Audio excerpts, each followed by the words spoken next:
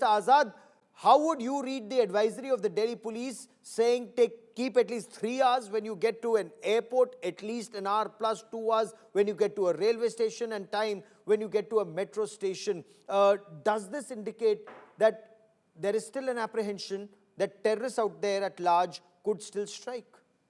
Absolutely. I mean, it means that there are advanced security drills to be made at all these venues, the public places. And in fact, Gaurav, when you were showing the cars and their traceability and how 4 cars have been traced now, the first car, you see, was used as a VBIED, I mean, vehicle-borne implosive explosive device. And you remember JM had used the same form of attack against J&K Assembly in 2001. So, and the kind of things which I've heard only on your channel that recce was done of RSS office in Lucknow or some of these areas which have busy markets.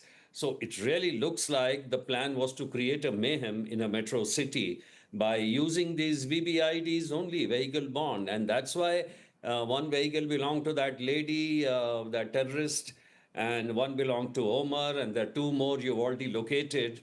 And the other thing about this, the Delhi police circular, which has been sent, extremely important.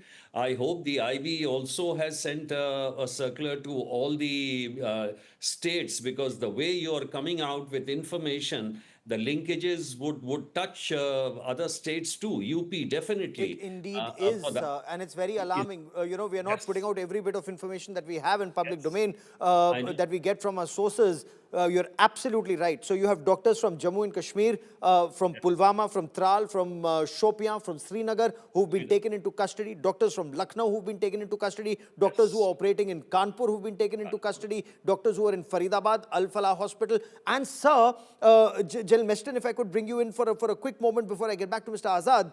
The fact that these people were planning it so meticulously, living in Faridabad, but traveling to Mewat, traveling to Nuh to buy ammonium nitrate, using multiple cars, going at different times, and different doctors going, then returning, then having a storehouse, a separate storage space, some 300 meters away from the main university, where some of the ammonium nitrate was stored. And there's a diary, there's an entire list with names and some codes. This is very alarming, General Meston.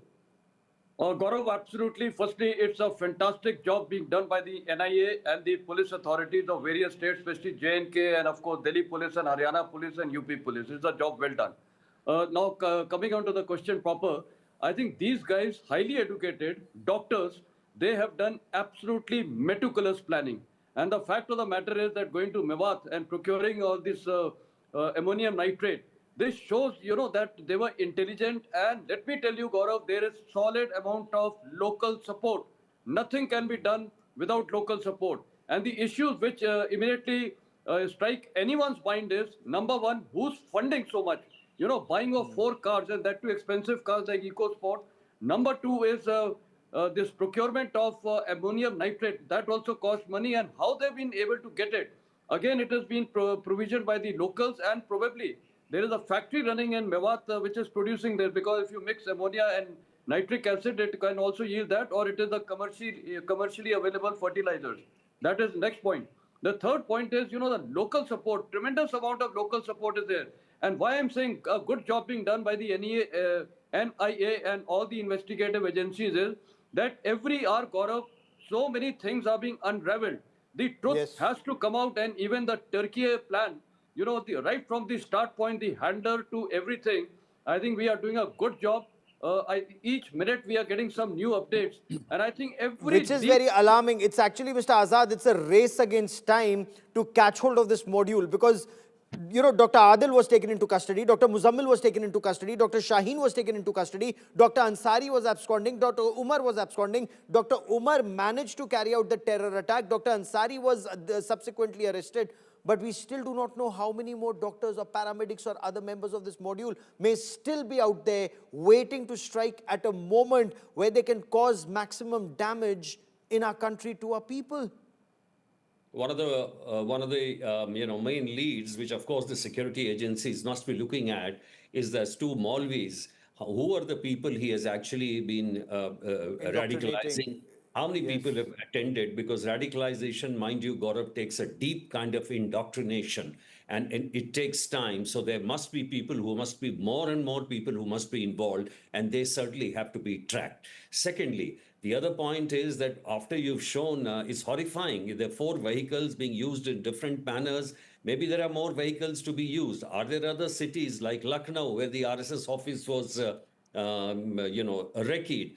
And then the other thing which is worrying me, Gaurav, is that if you see that Raisin module from Gujarat, in which the Yes. doctors were from Telangana, I mean, that would have caused even a more kind of an mayhem if that would mix with Temple Prasad. You can imagine the kind of social fallout it could have on national security. So I think there is a lot to go into with this, the linkages. And one important thing which General also mentioned, I must point that out, is that it's extremely important now to see on those encrypted messages what are the kind of directions they have so that we can look into those directions. Number two, also the kind of money, whether there is any cryptocurrency trail, because mind you, Yes. these fellows are in Very Turkey important and these point, people sir. had visited. Very, very important point you raised there. Funding. In fact, that's another story we'll be breaking just in a moment from now. The Enforcement Directorate has now been roped in. From what my sources tell me, Union Home Minister Amit Shah held a meeting, and in that meeting, the Director of Enforcement Directorate was also called in to probe the financial aspect of this entire case. Somewhere we are told that the effort is to plug the gaps. Was this hawala money? Was this cryptocurrency? Or was it money that was coming into an NGO for welfare? And I'll tell you something more about it in just a moment. We're just waiting for some more information to filter in.